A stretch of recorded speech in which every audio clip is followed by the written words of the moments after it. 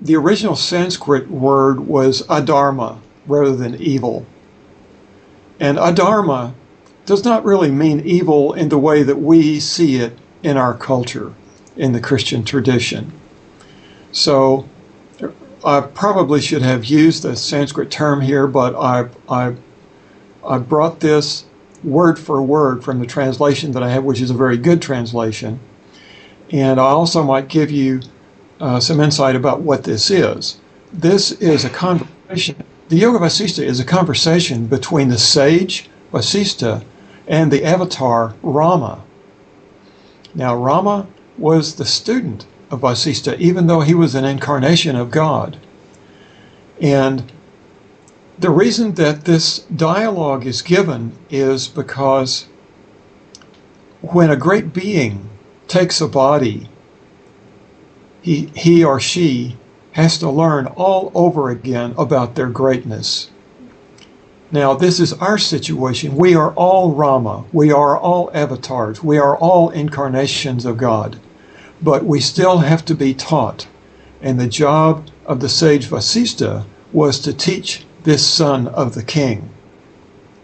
So here, this passage right here, you see that this is a 6-volume set. This was in volume 5, right near the end. So the place where this happens is at the end of the teaching of Vasistha to Rama. And Vasistha says to Rama, Rama, you are now finished with the teachings. What do you have to say? And so this is the statement of Rama at the end of his teaching from the sage Vasistha. This is the final result of his instruction. Now, when he says, since the mind has ceased to be and all evil thoughts have vanished, I rest peacefully in myself. Some writers will say that, well, literally, when the mind has ceased, and we live from a state of intuition, that there is no purpose, no reason to have a thought in the mind at all, because any thought will be imaginary because it exists in the mind, and the mind is imaginary and not real. But other teachers will say that the mind is useful to us. It comes with a good purpose. The mind is our friend. It is helpful to us. It helps us navigate in the world. So we allow the mind to think thoughts when they're helpful to us, but when the mind is of no use, that we quiet the mind and do what we need to do and continue in the dharma of our life. So, for instance, driving the car. The body knows how to drive the car. You don't have to tell the foot to get on the brake, really. So you can drive the car and your mind can be still. But what really goes on when we're on the freeway, right? We're thinking about everything else. It's like having the cell phone stuck in our ear. No wonder it's against the law. So there's two perspectives here. One is when you are at this state that you have been instructed by the sage Rama, the mind really has no further purpose, and there will be no thoughts whatever, because you will live from that state of direct knowing or intuition. So I'm sure that more than answers your question. Thank you. Oh, you're welcome. Okay. We'll go on to Sutra 27. Steady wisdom manifests in 7 stages. The first 4 stages comprise freedom from action. The final 3 relate to liberation of the mind. Number 1. The beginning of the yoga path is filled with learning and knowledge in the mind. This is good, but it reaches a point of diminishing returns. The last thing to learn is that to progress further, the mind must be still. Restraining the thoughts in the mind is the first stage, and one that triggers a cascade of the next 6 stages. In other words, inner stillness is the gateway to any further attainment.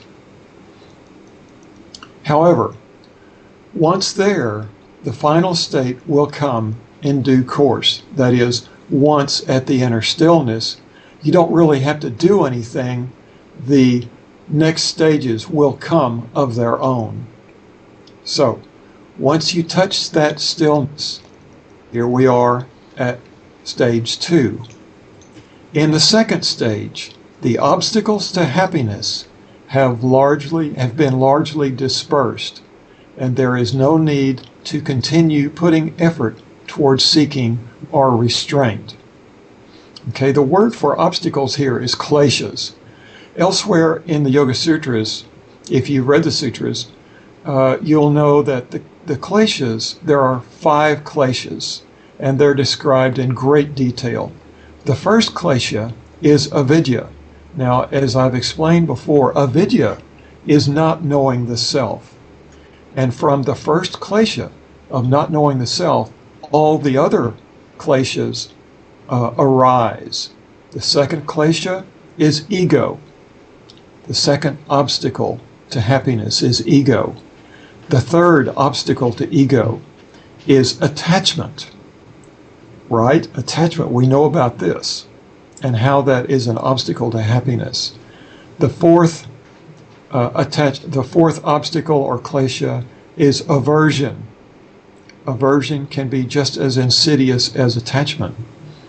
The final klesha is fear. If you're observant, watch how much of your life is determined by fear. What thoughts come from fear? What actions arise out of fear? Think about this. Observe this in your life. The third stage. Identity is completely shifted from the ego to the self, and the yogi lives fully in direct knowing, not requiring rational constructs.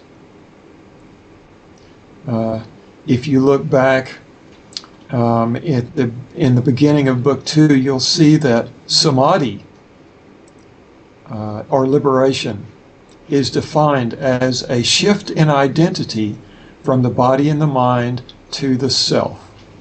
So, identity is completely shifted from the ego to the self. Stage 4. Dharma is transcended in this stage. Nothing further is prescribed to do, as the yogi is no longer the doer. You see how that works with stage 3? Actions happen as appropriate, and the ego no longer drives activity. Stage 5. Buddhi. And we saw Buddhi up earlier in the previous sutra. Buddhi, the cognitive aspect of the mind, has fulfilled its purpose of reflecting the phenomenal world and discriminating self from non-self. Stage 6. With Buddhi, the mind dissolved. The mind is at rest.